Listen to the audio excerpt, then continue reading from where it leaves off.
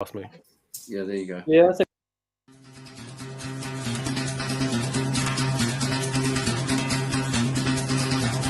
सुनो गौर से दुनिया वालों, बुरी नजर ना हम पे डालो। सुनो गौर से दुनिया वालों, बुरी नजर ना हम पे डालो। चाहे जितना जोर लगा लो, सबसे आगे होंगे हिंदुस्तानी। सुनो गौर से दुनिया वालों, बुरी नजर ना हम पे डालो। चाहे जितना जोर लगा लो, सबसे आगे होंगे हिंदुस्तानी।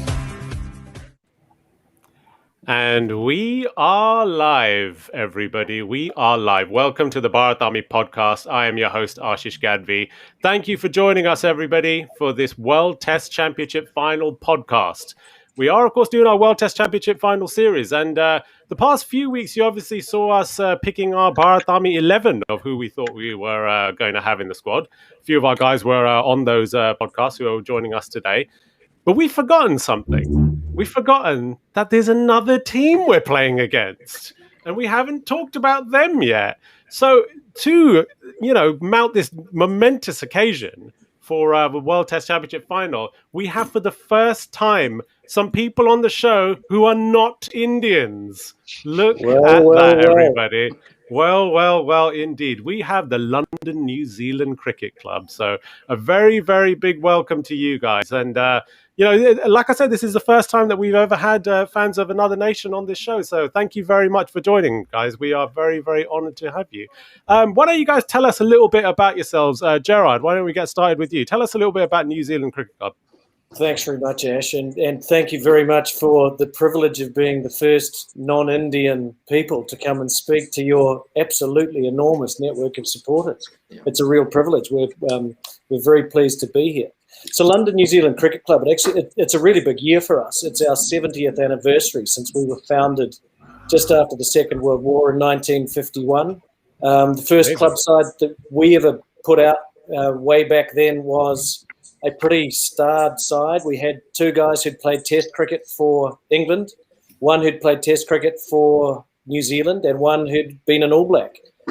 We don't generally have that many Test players come out and play for us these days. Very much a Sunday club side, but we play in some fantastic grounds. The Honourable Artillery Company, the Hurlingham Club here in London, Hagley Hall up in the West Midlands, which is a pitch in front of a stately home.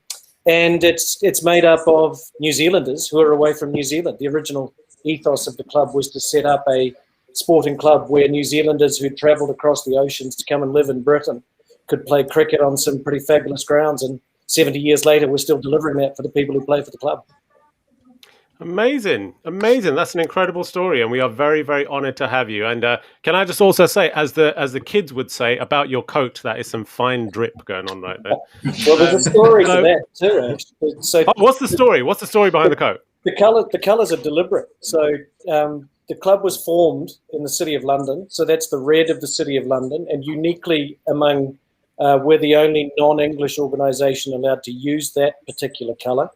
The silver is of the silver fern of New Zealand, and the blue is the Pacific. It's Pacific blue of the Pacific Ocean. Wow, look at that. And I wish we had some similar stories like that. Jeez. Let's see who else we've got on the podcast then from the London New Zealand Cricket Club. We've got Benji joining us. How you doing, Benji? Hey, very well, thank you. A real pleasure to be here today. I'm looking forward to chatting some cricket. Yes, indeed. You've also got your New Zealand flag in the background and two other shirts in the background there, of which I'm not going to mention because they're very controversial to mention those with some of the Bharat Army guys. We've also got Sam with his New Zealand flag in the background. How you doing, Sam? Good, thanks, Ashish. And I've got my black cap on as well. Happy to be here. Great privilege to be able to speak to your fan base, and looking forward to hearing some thoughts. Combined and collective thoughts from both sides. Very balanced. Well, if you wanted thoughts, then we are the people for you. We've got Brendan rounding up the London New Zealand Cricket Club. How you doing, Brendan? Very good, Ash. Thanks, mate. Great to be here. Again, I thought go with the New Zealand flag. The Indian supporters always extremely passionate for their Indian cricket team, so I thought us Kiwis have got to really give it a go as well. Indeed, you are. Indeed, you are giving it a go. And as usual, everybody, we've got Rav, Amish, and Jinesh on the podcast. They don't need introductions. They're practically like the furniture around these parts. So everybody, New Zealand is who we're talking about today. So, they're in the World Test Championship final. And I suppose that this is something that may have taken some cricket fans by surprise. But you could almost say that the wave of New Zealand cricket that's happening at the moment is almost a little bit of a golden era that they've kind of hit at the moment, maybe coinciding with a little bit of a golden wave of Kiwi culture at the moment, some might say. Jacinda Ardern, of course, is the envy of the whole world with the way that the Prime Minister of New Zealand handled the coronavirus pandemic, amongst many other things. We've also got New Zealand being the unofficial home of Lord of the Rings, of course, which many people will know it for. And we'll soon be shooting the Lord of the Rings television show, which will be the most expensive television show ever made. Keeping with the film and TV theme there, Maori filmmaker Taika Waititi officially became a Hollywood megastar when he won an Oscar for his World War II movie Jojo Rabbit. So lots going on for the Kiwis in recent times. And to add to that mix, you have Kane Williamson and his Black Caps team.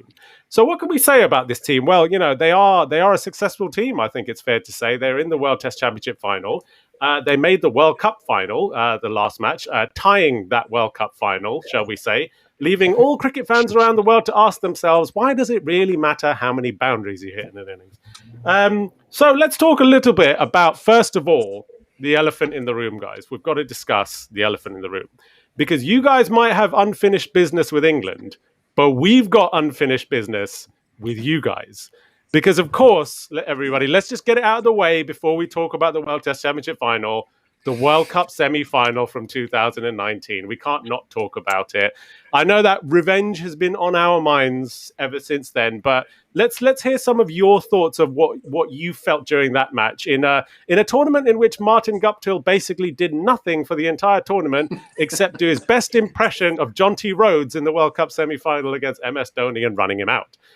Gerard, what were your memories of that semi-final? So you brought it back up, Ash. It was one of the most unusual games of cricket until the following weekend, when one of the most unusual games of one-day cricket happened again.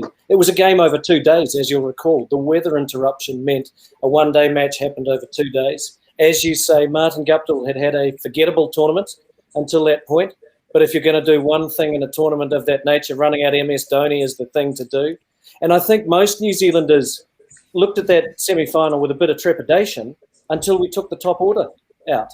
And when the top order were dismissed quite cheaply, the top three particularly, I think New Zealanders started to think that maybe they had a wee sniff. But then you think back to 2015, and we absolutely played our game of the tournament in that semi-final against South Africa at Eden Park, and then didn't fire any guns at all in Melbourne in the final. And quite a few of us who saw that game hoped the same thing wasn't going to happen. Yeah, of course, and we all know what happened from that point onwards. What about some of the other guys? Benji, Brendan, Sam, what were your memories of that World Cup semi-final and what you took away from that match against the mighty superstars of India, you might say?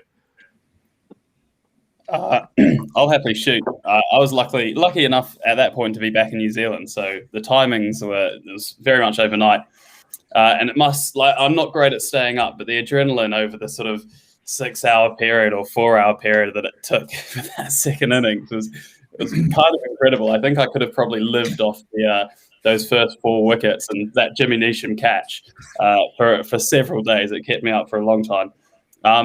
Just an incredible sort of culmination of New Zealand in that tournament and New Zealand's cricket up to that point. And I think it's really been a platform, especially with the point we have to prove against England now, sort of going on in our new Zealand cricket era, sort of over the last few years since then. Yeah, indeed. Yeah, I think, Sam, what did you make of that semi-final and your memories of it? Well, to be perfectly honest, they've been kind of usurped by the final and all of what that did to me. So it took me probably months to recover from the final. And understandable. I think a lot of what had gone prior was slightly erased from my memory. What I felt though prior to the game was apprehension and a sense of a daunting task ahead of us, despite our momentum. And I think after that game that was completed and Guptill did what he did, I certainly believed, and I believed we could take the title. So to happen what happened the following weekend was devastating, to say the least. But in that same sense, therefore, I think we approach the final that we're about to approach with a bit more of a calmness, perhaps, as a supporter than what we did for that semi-final for the World Cup. Well, I don't mind telling you that we thought you could take that final as well, to be fair. Brendan, what were your memories of that semi-final? Yeah, following on from what you say, Ash, I thought that semi-final was New Zealand's final. If we were able to topple India in that semi, I think all the players just would have had that self-belief. The fans had the self-belief that we could really finally get that silverware in the cupboard, but unfortunately it just wasn't to be.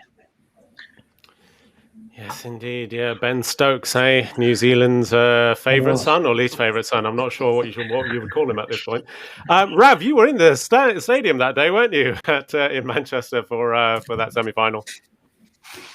Yeah, absolutely. And just to echo what the guys said, I think I kind of felt like that with New Zealand as well. I felt that if they were able to beat India, I felt that they would go on and win the tournament. And I think that from the moment that Matt Henry got the first three and obviously Trent Boult, from there on, it was just a huge struggle for India. And I think, having it over 2 days, I think slightly changed the dynamic somewhat. Because obviously India come back and first thing in the morning and conditions perhaps slightly juicier than they may otherwise other been. But I think that overall New Zealand handled the pressure. I think that India probably could have restricted New Zealand to a few less runs. And I think that those middling totals, I think then when you add Boult, Southey, Henry, and the spinners to that, I think it was too much for India, and I think New Zealand thoroughly deserved their victory. I think India, for what it's worth, I think India went a little bit too late. I think Dhoni could have gone perhaps a little bit earlier and then brought the rate down. But I think there was some really great captaincy from Kane in that game as well. It's got to be said, holding Neesham back and all the rest of it. So I think that he deserves a lot of credit, and he played so many amazing innings in the tournament itself. Like that 100 he got against Pakistan at Edgbaston was amazing as well. So yeah, I mean, hats off to New Zealand. Indeed, yeah. Jinesh, you were there as well, weren't you? Yeah, I was at the semi-final match and the final. I think the final, New Zealand dominated for the best part of everything, but the 4 balls at the end, and it was freakish the way England won. Looking back at the tournament as a whole, though, I just look at Virat Kohli's umpire's call, right? And then in the final, you look at Jason Roy's not-out umpire's call. You then look at, Boult. I think he took a screamer, Carlos Brathwaite, at Old Trafford. I think West Indies needed 5 to win or something, and it was going for a 6. He took a blinder. In the World Cup, an easier catch. He takes the catch and it steps on the line. It becomes a 6. Guptill run out of MS Dhoni, but then ends up getting himself run out in the final. So are you saying it was karma coming back to bite them in the backside? I mean, unfortunately, maybe, but ultimately, umpiring errors. It was freakish. People credit Ben Stokes. At end of the day, look, it was that overthrow that went for 6 runs. So yeah, I mean, same. I mean, I was gutted, but I think New Zealand's one of them teams where when you lose to New Zealand or the West Indies, right, it's not as bad as losing to England or Pakistan. I don't know if that's a compliment to them or an insult, mate. Yeah, I'm not quite sure which one that is. Yeah, maybe it's because they're nice. I think that everyone's kind of the gentleman, so to speak. You don't really have a rivalry with them, and that goes to my next point. Is it because of that reason, right, that we as in India have a very poor record, in big games against New Zealand? I mean, realistically speaking, they are our bogey team. I mean, there's been quite a few times that we've stumbled across the line with them. Yeah. Maybe we need Williamson to come at us, say something in the press that India are like, worthless team. What the Aussies do. Yeah. It's bizarre, isn't it? Because it's one of the things that I particularly remember about a test series back in Wellington. And it was Brendan McCullum against India scored the first triple century as a New Zealander in a test. But it's not all of the comments by the New Zealanders and the New Zealand media that I remember. It was a comment by MS Dhoni as Indian captain, who was asked in Hindi by a reporter from India what he thought of it. And he said, "What you guys have got to remember is we didn't get a shellacking there, and I'm a cricket fan. Watching Brendan McCullum bat today was fabulous." And those sorts of things. I don't think any other team, perhaps New Zealand and England have that similar sort of relationship, but I think New Zealand and Indian sides respect the cricket, and therefore there's a respect that doesn't turn, there's not the niggle and the edge that you might have in an Australian-Indian series or an England-Indian series. And there's certainly not the niggle that you would ever see in the Ashes and those sorts of things. Because I genuinely think both sides respect each other's cricketers first. Yes, indeed. I'm sure, obviously, all you guys are probably aware as well. We have quite the rivalry with Australia that goes back quite a way now to 2001, and it's still going to this day. So yeah, you're right. I mean, there isn't quite that rivalry, but I think that it's slowly starting to gain momentum now because, I mean, this is just me personally speaking, but if you were to ask me which team I would want in the World Test Championship final, I would basically say anyone but New Zealand because I think that it's just that mental gap that the players have got to try and get over. But what I'm really interested to know is that from your perspective, guys, Gerard, maybe you can get started on this. What do you make of us as a team? What do you make of India and the threat that they might pose to you guys in the final? I think, genuinely, this is the most balanced Indian side I've seen in decades. You've got really, really sharp pace bowlers. You've got spinners to die for. I mean, most other teams would, all of your spinners would leap into most other test side.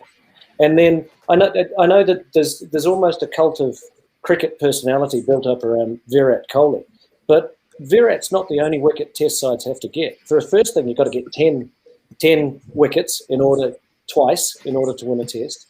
The second thing is there are some fabulous batsmen ahead and behind Virat, and I think it is one of the best balanced Indian test sides and probably the best balanced perhaps 14, 15, 16 Indian players who've been wearing the Indian shirt for quite some years. Indeed, yeah. I'll open the floor up to the rest of you guys of the London New Zealand Cricket Club. What do you think of India? Yeah, I think to me, to Benji's point about staying up watching cricket at odd hours, I was entranced by that entire series where you have just beaten Australia in Australia, and I thought that was fantastic. But to use the amount of players you used that in the entire series was phenomenal. And, who knew half of these players before the series? And we certainly know them now. And they may not even be in the 13, some of them, when it comes to the final. So, you guys have got some serious depth. And for Rishabh Pant to do what he does, who knows what's going to turn up in the final. I mean, he's either got 200 coming or probably certainly a 50 in the locker. I'm scared of him, absolutely 100%. And you've got Pujara doing Dravid at the other end. I mean, you've got some serious talent. And I think if it's a Turner, you've got a few spinners to choose from. And if it's a seamer, you've got some pretty decent seamers to choose from too. So, yeah, I'm worried. Following on from you, Sam, I think one of the great things is if there's a Test cricket team that New Zealand like to see lose, it's Australia. So to see the Indians get up over the Aussies is just fantastic stuff. But I think the battle of the captains is something that I'm very interested to watch because, like Gerard said, one team has to take 20 wickets to win the Test match. You can score 5 if you like, but that's not going to end up in a result of it. So the use of the bowlers, the changes, the spells, whether they're short spells, long spells, those battle of the captains and how they play their bowlers, I think is going to be extremely intriguing. Yeah, I mean, look, I think everyone's made some really excellent points. I think some of the new guns coming through in the Indian team, we really have to look out for as New Zealand fans, especially in England. I think Shubman Gill has got some serious potential and definitely potential to play well in English conditions. That's something I'm really quite worried about as a New Zealand fan. And of course, the seam attack from India is class. And I can't remember. I'm only young, but I can't really remember India coming to England with better seamers. You know, Bumrah can do absolute bits. Ishant Sharma is an incredible bowler and is only getting better and better and better. And you sort of so much depth, especially in the spinners as well. Like it's going to be a serious task to both take 10 wickets and score a few runs as well.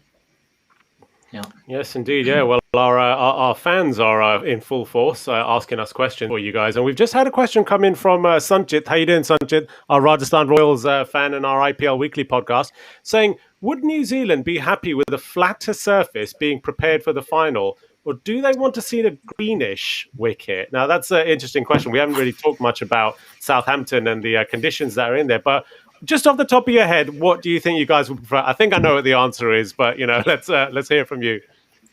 I think our seam attack is deeper than our spin attack at the moment, and I was delighted to see Ajaz Patel pick up some wickets just today at Edgbaston. But I think the squad, the team, you've got to play the ball that's in front of you, and that applies to the pitch as well. So whatever the groundsman's doing down at Southampton, both of these sides have to pick a side that they think can take 20 wickets and score just enough runs to be one run ahead at the crucial moment. I'd like to see an all... I'm a bowler. I'd like to see an all-seam attack if we could, but I do love watching top-quality spinners at work, because I've never been able to make the ball spin myself. So I'd love to see that in slow motion and high definition coming from Test players. But I genuinely think you've just got to play whatever the groundsman puts in front of you. Yeah. So what about the rest of you guys? Anybody else have any thoughts on the pitch? Yeah, I think just the incessant rain through May was filling me with joy, and so now it's warmed up a bit, the grass is growing even more. So I'm unsure what the pitch will be doing, but it's fair to say that conditions will more than likely suit our seamers more than our spin attack. We have a few guys who can swing it as well.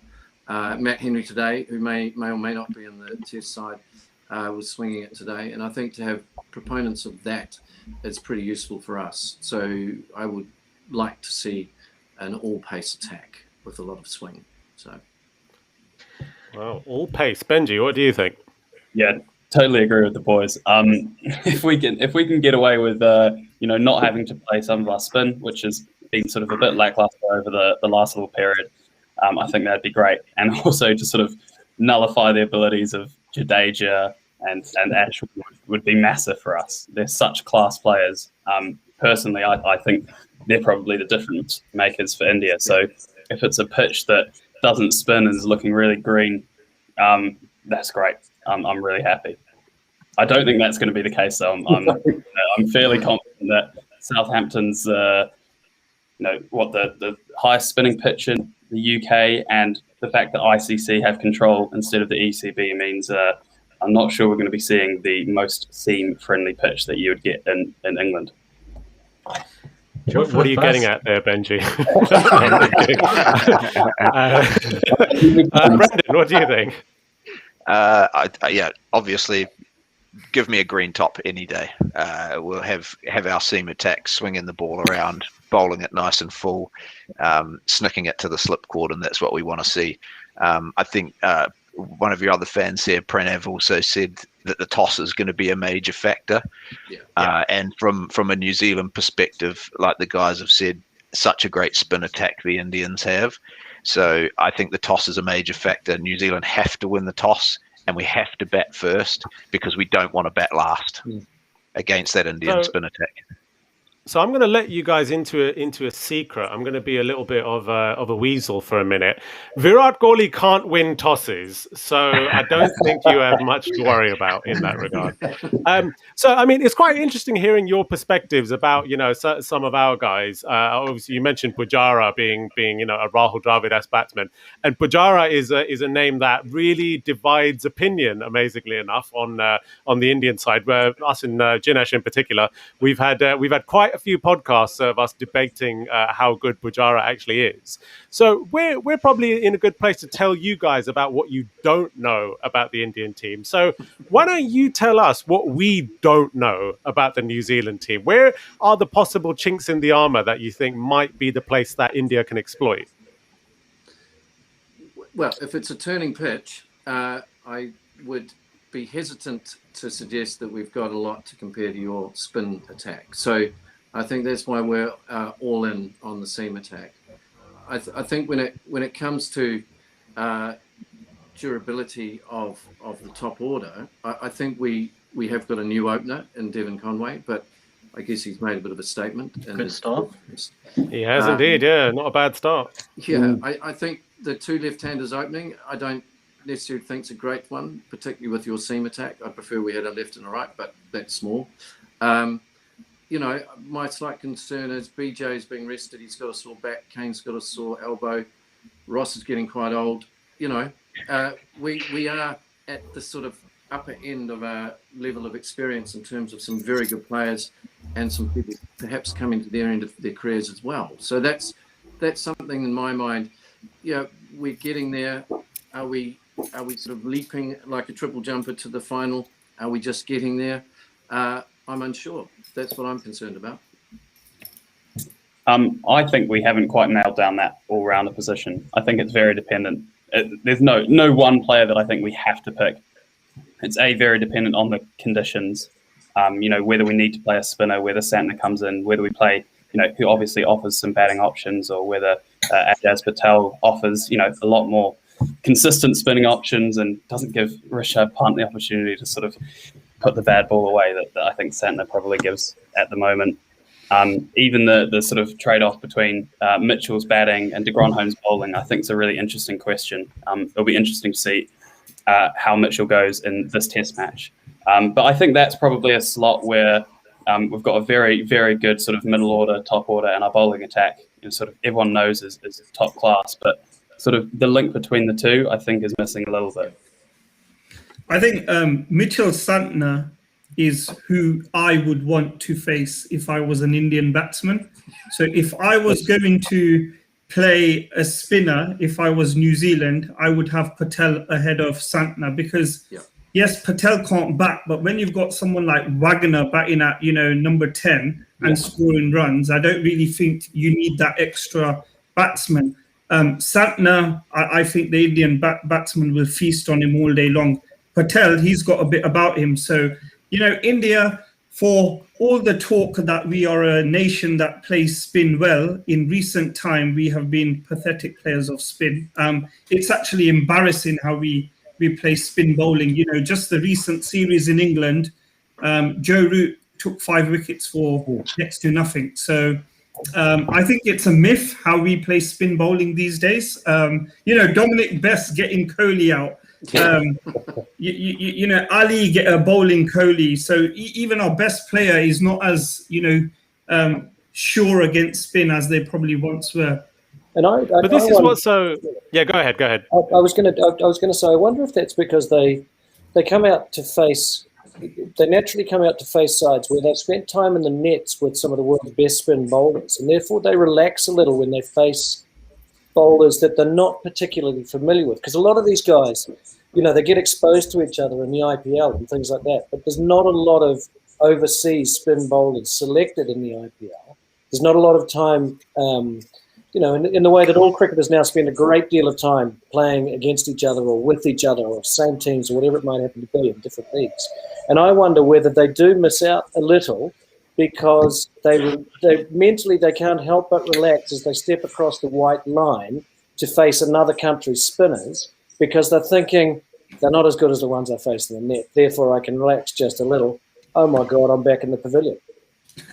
Yeah, I think you're spot on. And us fans are the same. Like, you know, we look at someone like Dominic Bess and we're like, or Leach, and we're like, you know, he should be going at 5 and over or 6 and over. And when it does not happen, it kind of, you know, someone like Rav, myself, we kind of get a bit disheartened when our players, you know, can't play spin effectively.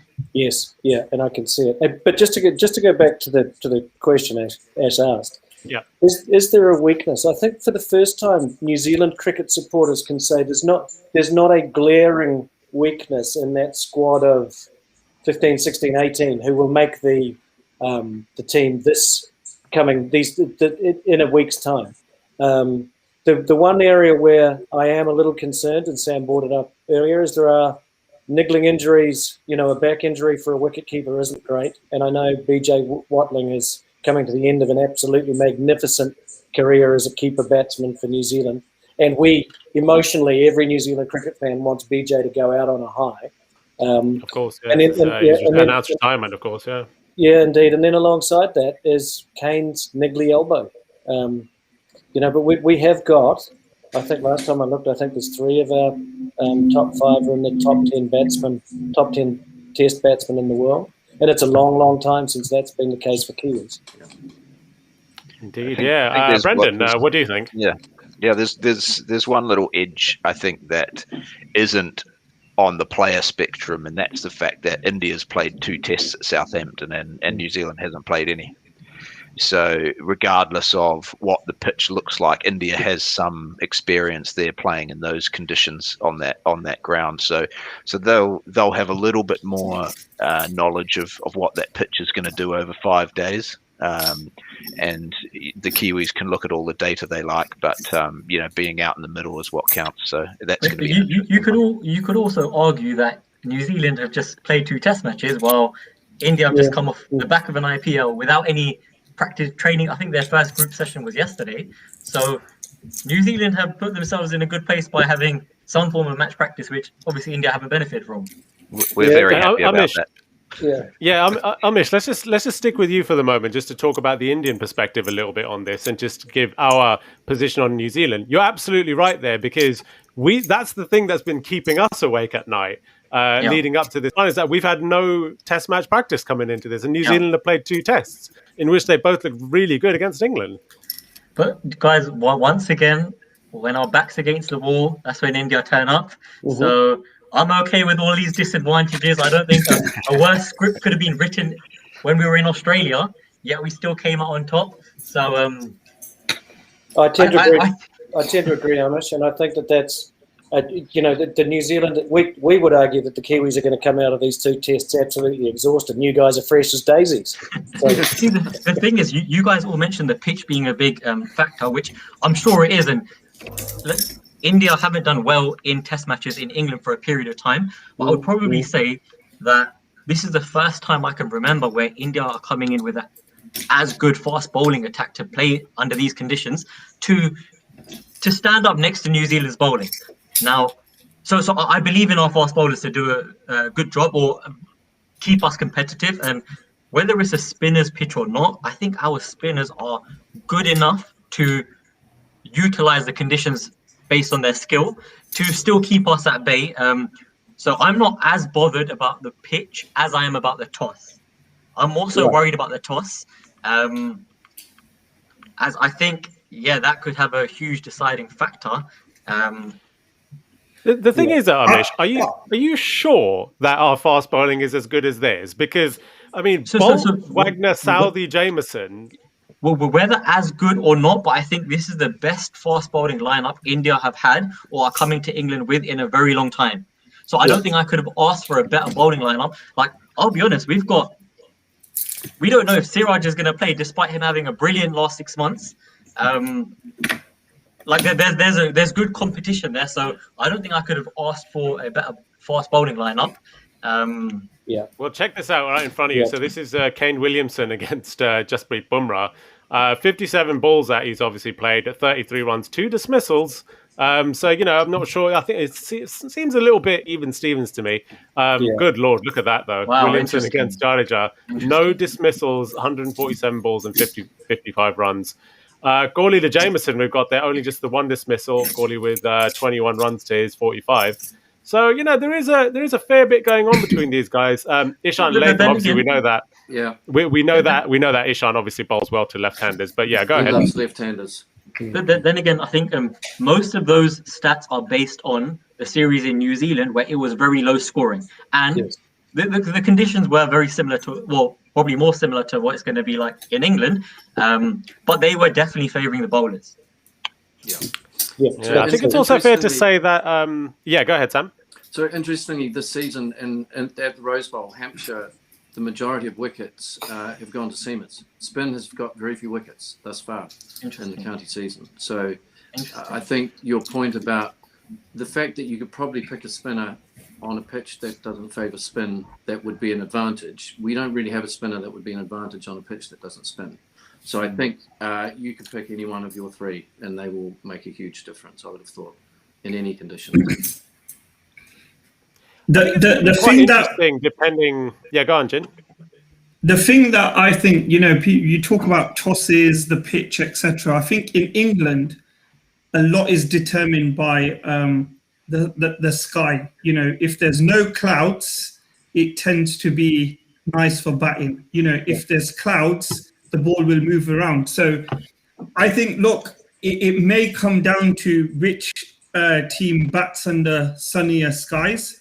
And secondly, I think that I don't think there's a difference between the seam attacks, because with New Zealand's attack, they're very, very good, but they're mainly very, very good in New Zealand, right?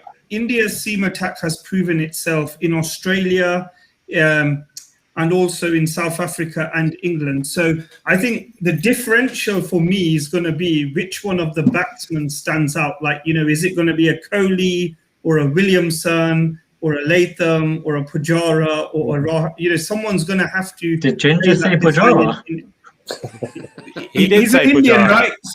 Yeah, but I'm hoping that Pujara can average greater than the 29 that he's averaged over the last 2.5 years.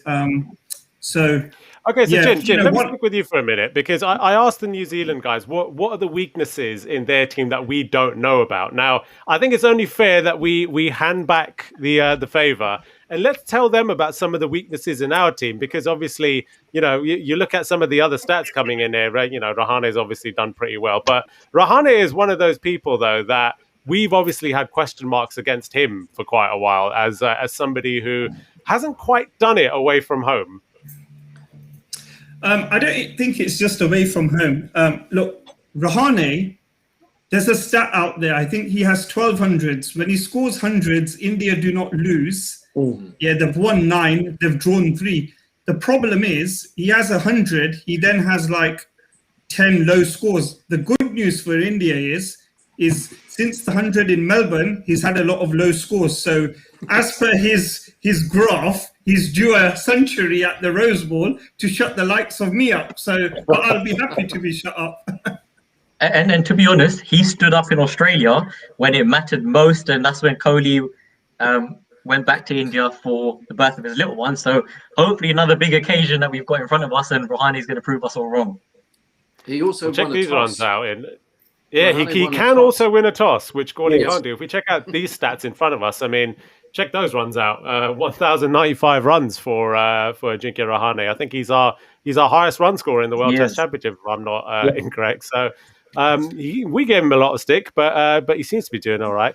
Rav, these are really interesting perspectives that obviously the New Zealand boys have given on us. What do you make of their team? And obviously, the main fear that I have is Trent Boult coming up against Virat Kohli and what could happen if there's clouds and if the ball starts swinging.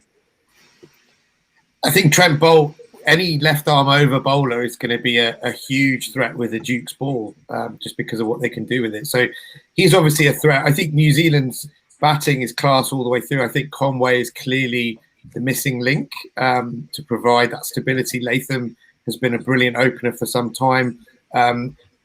Even like players like Henry Nicholls always contributing down the order, Jameson, etc. I just happen to think that, as I think with this entire summer and 6 test matches for India, I happen to think that Ashwin will be the difference. I think when you look obviously at a number of left-handers New Zealand have, I think there's going to be a lot of rough created by the fast bowlers bowling round the wicket to the both openers. You've got Wagner in there as well. All of that with a dry pitch at Southampton means that I think Ashwin comes into the game big time. So for me, I think he has a massive impact. But if you look really at where the threat for us with New Zealand lies, it's if they get a big first innings score, then India from from what we've seen recently, they have to go past that score in order to make sure they're not chasing too much on the final day. So I think it's all to play for. I agree with the guys that they said that maybe New Zealand would need to win the toss more than India, because obviously that fourth innings kind of issue that they may have over India. But I think overall, I think it's even Stevens going into the game, and I think that India's freshness is offset by New Zealand probably having a good 2 weeks with the Duke's ball and getting some experience in the conditions. So I think it's even Stevens. But for me, Ashwin turning the ball away from quite a few lefties for me is going to be going to be quite a factor. Yeah. Yes, indeed. Out of all of those matches that you see that Ashwin's taken 67 wickets, but Tim Southee, God, he's in some tremendous form at the moment. Ash, I was going to make one quick point actually about Ashwin. One big reason why Ashwin's done so well is he stayed fit. And I think if you go back to 2018, if Ashwin stays fit, I think it's a very different series for a start. But now he's lost weight in Australia. The kind of mastery over line length and speeds was absolutely brilliant. And for me, I thought he turned the series in Australia when he gets Smith for a duck in Melbourne, because Smith at Melbourne is 100 for the taking. So it's a completely different series otherwise. But a fit Ashwin, I think, is India's trump card all summer. Yeah. And Rev, you raised a really important point that none of us should forget here, is we're all talking about one game in 10 days' time. But India's got a 5-test series up here. So you effectively have 2 bites at the cherry. You could come away with, if the cookie crumbles in your direction, you could come away with the World Test Championship. And I think you've got an excellent chance of a pretty comprehensive series win in England. And I know that's been a pretty rare beast for India lately. Mm-hmm. Yeah, well, I think that's a really good point. Yeah, if you ask Jinesh which one he would prefer out of the two, I think, Jin, you've said that you'd prefer the England series win over the World Test Championship final. Yeah, look, the reason being is we came to England in 2011 as world number 1. We got thrashed. 2014, again, we came here, we got thrashed. 2018, we came at 1. We didn't get, the scoreline reads 4-1, I think it was, but it was close. It was much closer than that. Yeah, correct. But in general, you get all these, the English fans, and, you have to agree with them. You come as number 1 to England, but you can't win. So, I'd rather lose a 1-match final and win a series. No, mate, no. I can't. As soon as you said I'd rather lose a 1-match final, like that was it. Like that speaks volumes in itself. I would happily, given that this is the first World Test Championship, and we've been playing 2 years for it, and I think this is a special 2 years because of everything that's happened over the last 2 years, the journey that India have had over the last 2 years. I think this would be so special. And don't get me wrong, I want the series win in England, but if I had to pick one of the two, I'm taking the Test Championship. This is a World Cup final. And we know how New Zealand fans are also very eager about the World Cup final. Yeah, and I'm sure there's a feeling amongst the broader New Zealand cricket community that having had a kind of a misfire in 2015 and then just an utterly bizarre 2019, if we're going to win a world final of any sort, surely we can't be 3 strikes for zip. Yeah. Well, that's a really interesting point, actually, Gerard. If I just stick with you for a quick moment, then I'll come back to Jinesh.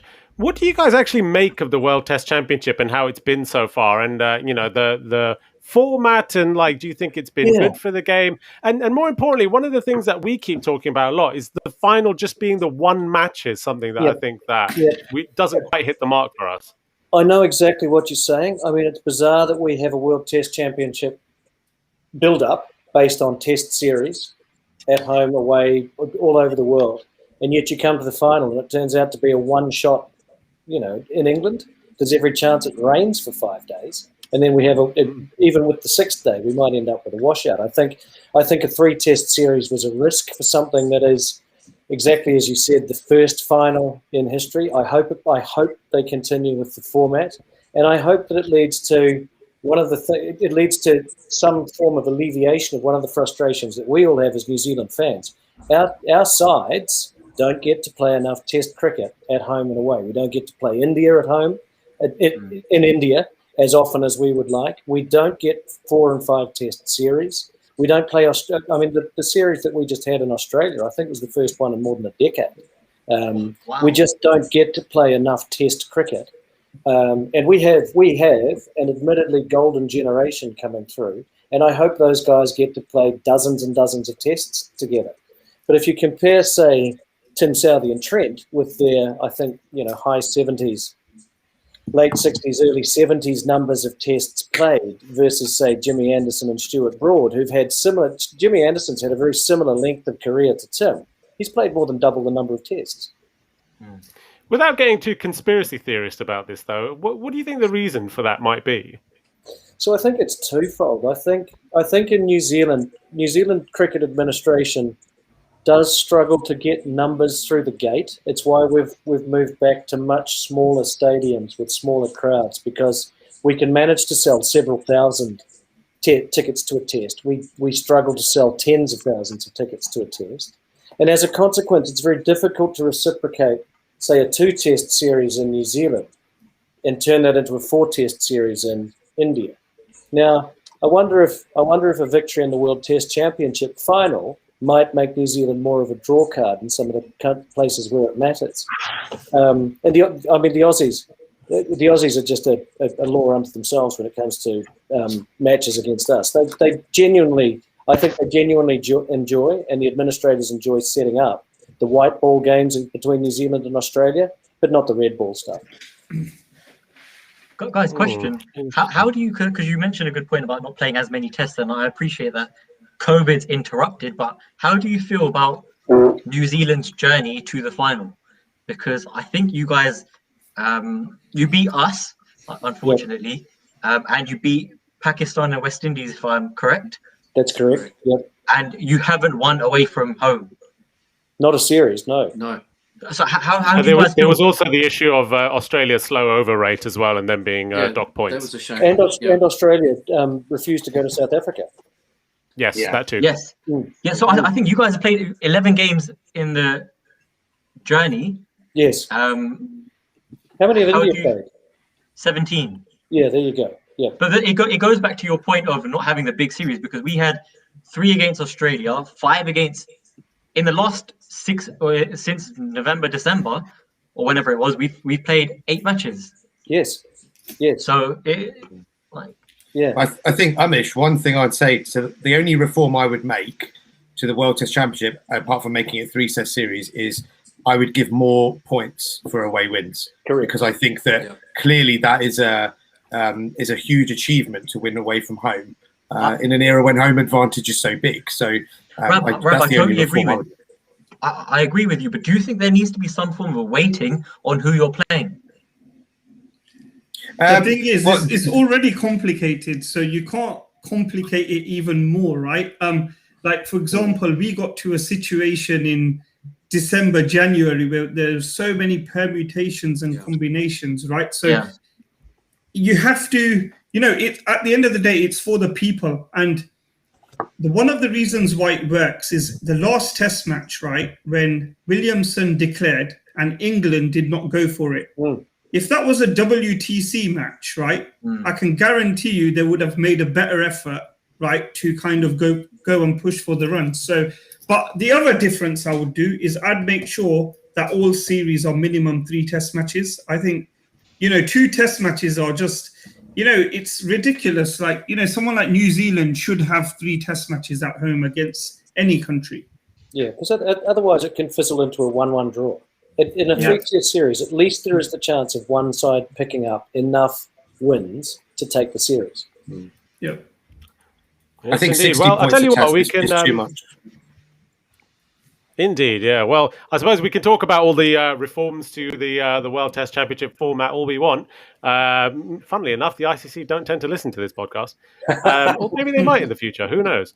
One thing I do want to talk about, though, seeing as it is both of us in the final, is let's do a little comparison between captains, shall we? Because, of course, the Indian media likes to call them fire and ice, these two guys, Virat Kohli and Kane Williamson. All the photos are coming out on social media of them both at the Under-19 World Cup from years ago. when they were both there looking like a pair of young whippersnappers. So in terms of both their personalities and how they both lead these two teams, who do you think is the one that maybe will give their own team a little bit more of an edge? Let's start with some of the New Zealand guys first. Gerard, who do you think has kind of got the edge a little bit more out of those two captains? It's a really interesting question because I think they perform at such high levels, so consistently, so often, in so many different formats. I genuinely think the two of them respect each other a great deal. They have got to know each other a lot through the cricketing circuit these days. I think there's perhaps less of a talisman type label attached to Kane, but I do recall, and I'm going to pay tribute to one of New Zealand cricket's finest ever here. I remember before he passed away, Martin Crowe wrote a long article in which he named the 4 batsmen who were going to carry cricket into the 2020s, and they were Steve Smith, Joe Root, Virat Kohli, and Kane Williamson. And I think that's the case. I think these guys were identified 12 years ago as guys who would carry the flag for their countries as batsmen. And I think the quiet and understated nature of Kane Williamson's captaincy, I think, is a direct consequence of the quiet and understated nature of most New Zealanders away from New Zealand. And I think some of Virat's fire and some of Virat's flashiness is a natural consequence of a stadium filled with 80,000 screaming fans at home. And I think both of them play to their strengths. The support networks and the supporters that they have expect different things of those two guys. I still think they're two of the finest batsmen who've ever walked the earth, both of them. And I think we as cricket supporters of both countries are really, really privileged to see them play in an era when they're at the very top of their game. Yeah, 100%. Sam, what do you make of the two captains and their personality traits? Yeah, I think personality counts for everything in both of their styles. I think Virat clearly uses, I think, the intensity of his own nature to try and project as much as he can amongst his team. Whereas I think Kane's style empowers probably more players around him than Virat probably drives players. So I would like to think that Kane's ability to corral his team around him, despite him, gives him the advantage personally. I think Virat relies on his personality and his ability. And, I don't wish anything against the man at all, but I hope that Kane has a more successful test. And who knows, Virat may go on and score his first century in a year. Or win his first toss in a year. But, these things I'm clinging to because I have uttermost faith in the way in which Kane manages his men, and they work with him. So, yeah, I go for Kane. Fair dues. Benji, who do you go for? I think, as a Kiwi, you've got to back your boy. I'm a massive Kane fan, not just in terms of the way he bats, but his personality and the way he leads. I was listening to some interesting other podcasts with New Zealand players, and I heard Ish Sodhi mention sort of Kane Williamson's style is about sort of allowing other players in the team to really come out and show their own experience. So, we're privileged enough to have the likes of BJ Watling, Tim Southey, so Trent Bolt, all these players, and Ross Taylor, who have massive amounts of experience. And I think Kane, as Sam mentioned, really empowers these players to sort of impart their own influence on the squad as well. And I think, New Zealand's such a unit as a country and also as a cricket team. And Kane really sort of embodies that style of leadership, which I think really benefits the New Zealand team. You can see it's really a unit. Everyone's keen to play for each other. And it's really quite inspiring and amazing to watch. Now, sort of on the other side of the coin, Kohli's completely different, as you guys mentioned, and has that immense drive to succeed personally, and obviously wants India to succeed. But whether he has that same ability to sort of inspire those around him in the team, I'm not as sold on that, if I'm honest. So completely back Kane. Kohli's obviously incredible. But yeah, hopefully that sort of leadership style, understated and allowing the other really experienced members of the squad to come through, is going to be really sort of important for us, and hopefully we'll win on the day. Fair enough. Yeah. Brendan, what do you make of it?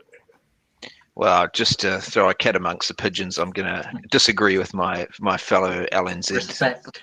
LNZ players.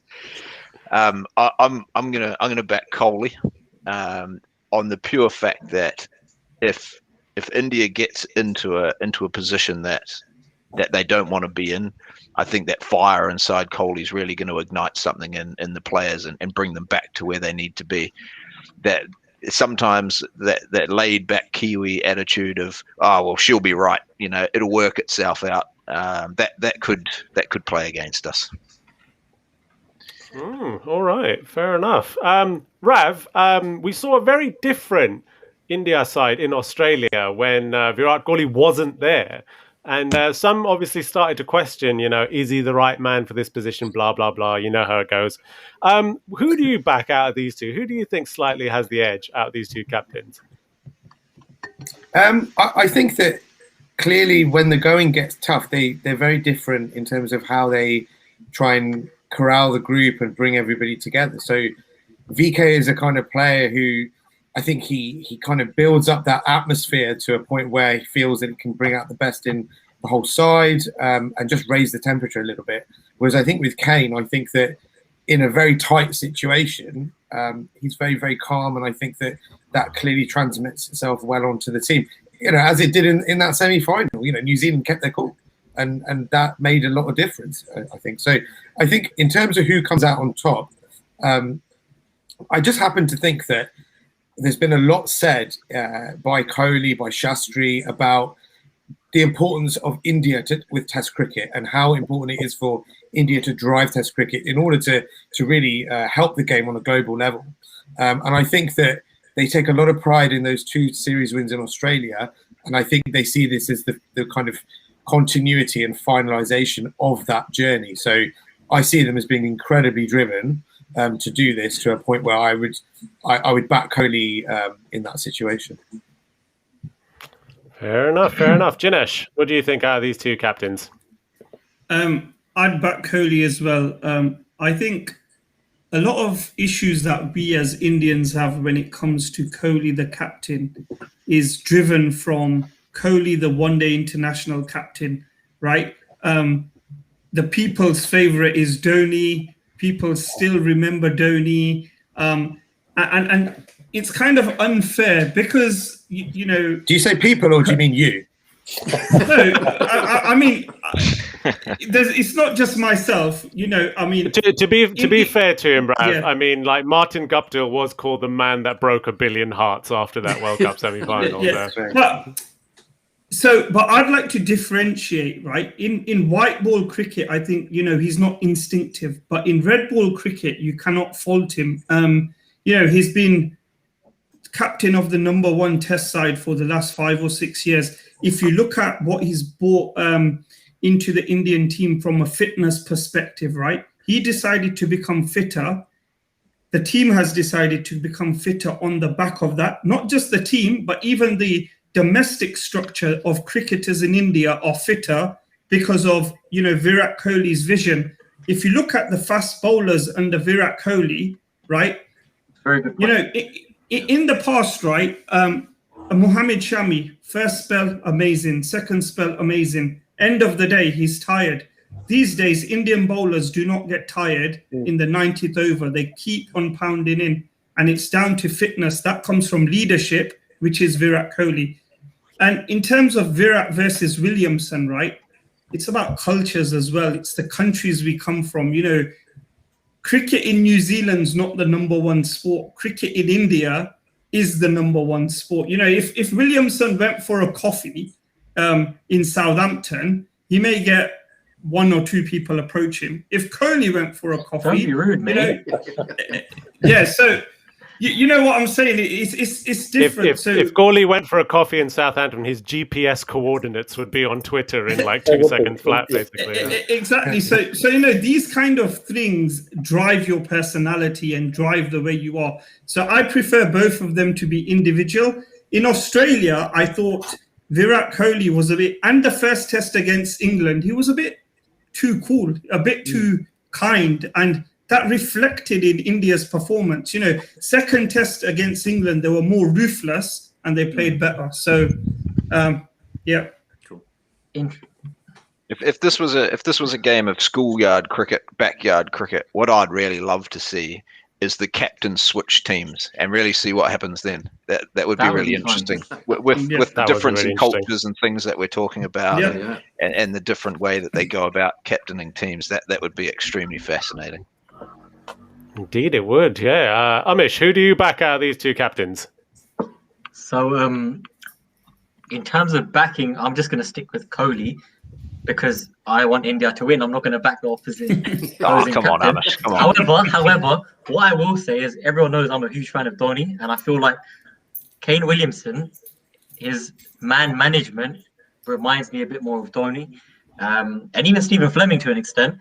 But Brendan, you mentioned about like the fire rubbing off on people with Kohli, and I feel like now Kohli's embedded that culture within the Indian dressing room of that fighting spirit and that never give up attitude, and it seems to be working within the dressing room because like we've just been in these situations time and time again where somehow we play against all odds and come out on top, and they somehow find a spirit within them that God knows where that no one even expected that to exist.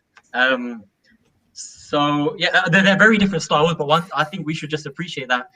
I think you mentioned it, Gerard, on that at the start of the call. We're blessed to be in this era witnessing both of them. Not just the kind of players they are, but their cricketing ability as a whole. Like we are very fortunate. I agree. Well, I tell you what, we're gonna finish off the show to talk about our predictions, of course, of who's going to win, and you know the nature of the victory, I suppose. But just before we do, on a fun little note, let's talk about our favourite India-New Zealand memories with all of us. Gerard, let's start with you. Let's start with the Kiwi guys, of course. They're our guests today. Let's talk about your favourite India-New Zealand moment, if you had to pin it down to one moment. It was a one-day game at the Basin Reserve in Wellington in 1989, and I was just a young student, and that was in the days when you could climb over the fence to chat to people that you can't do anymore. Richard Hadley was bowling to Kapil Dev. India needed 2 runs to win. But Hadley bowled. I leapt over the fence thinking he'd taken the wickets. What had actually happened is Kapil Dev had smashed it, and India had won, but I was going in the wrong direction, thinking the wrong thing. Oh, wow. That is quite the memory. That's lovely stuff. Benji, what's your favourite India-New Zealand memory?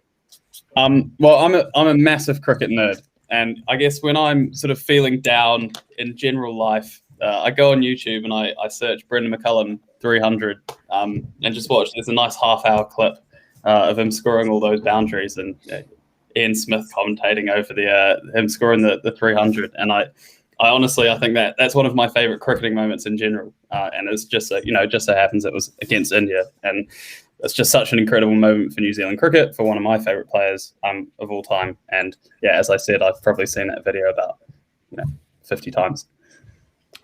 Well, gosh, I'm glad that I now know how you up your spirits every now and again when you're feeling down.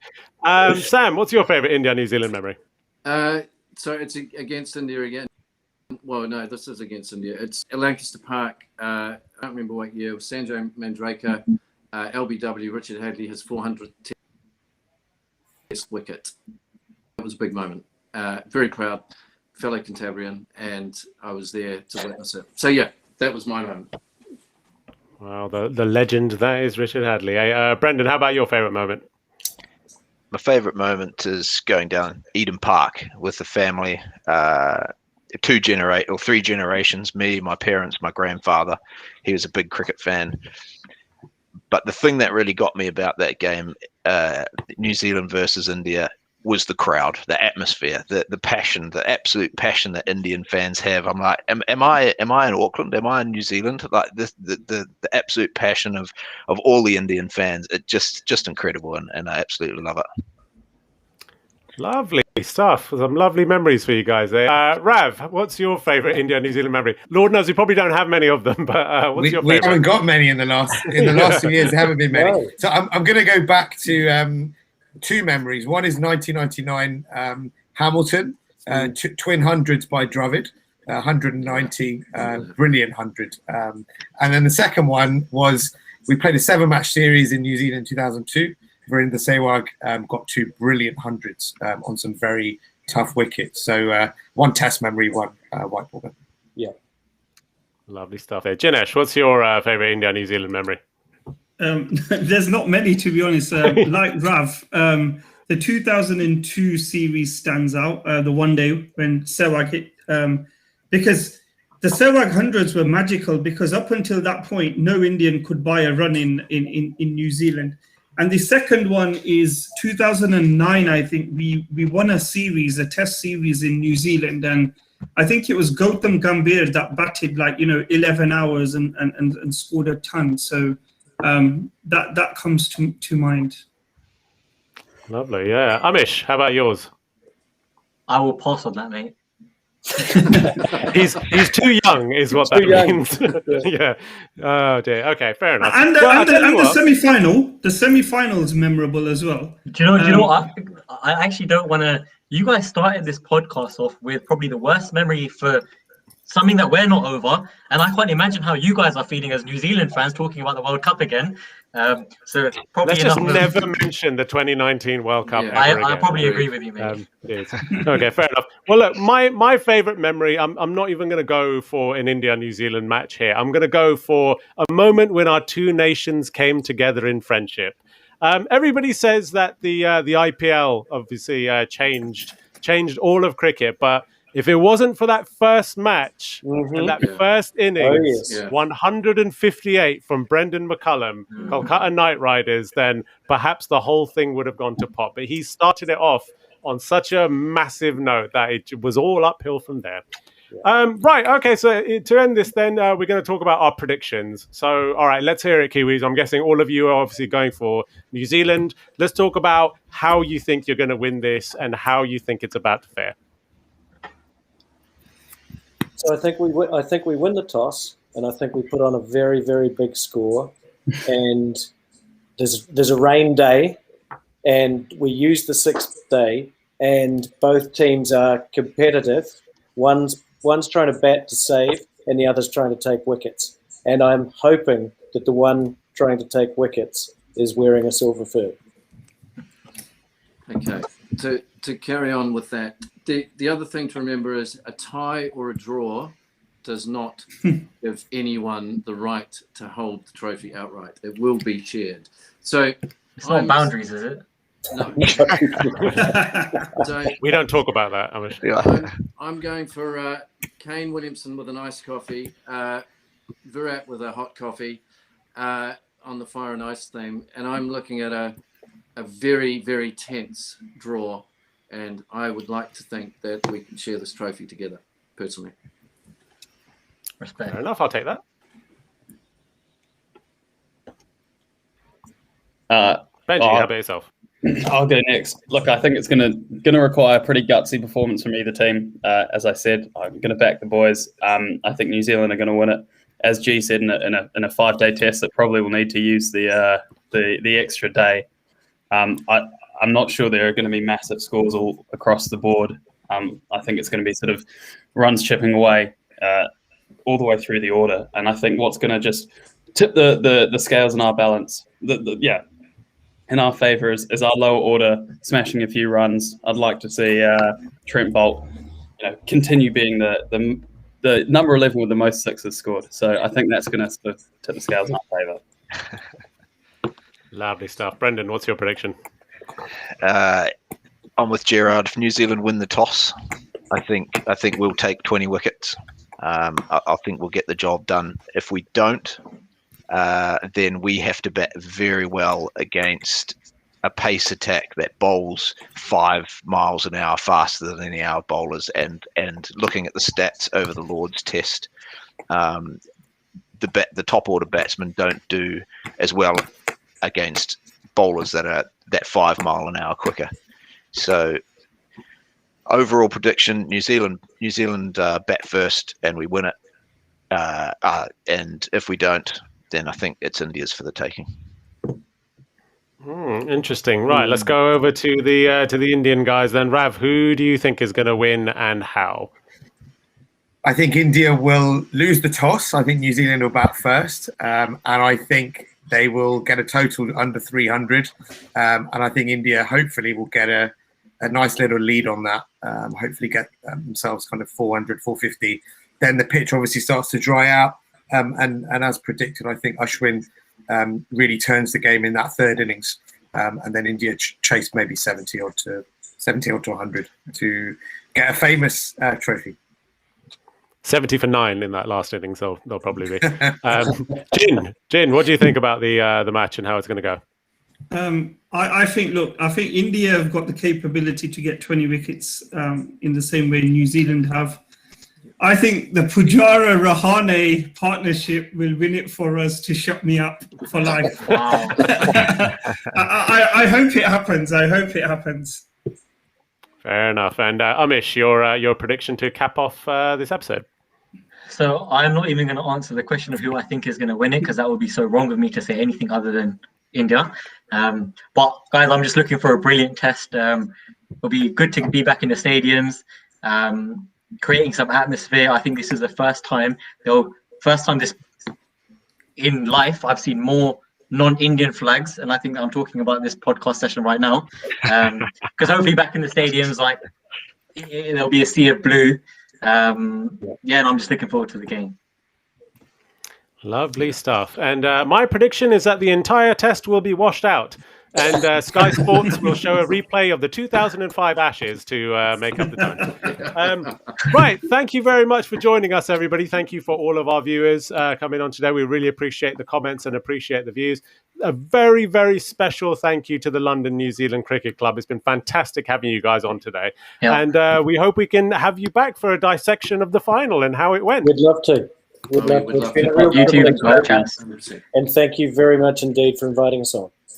Thank you, guys. Absolute pleasure, guys. Thank you very much, everybody. And we will see you on the next episode. See you next week in Southampton, everybody. Take care. Thank you. Cool. Cheers.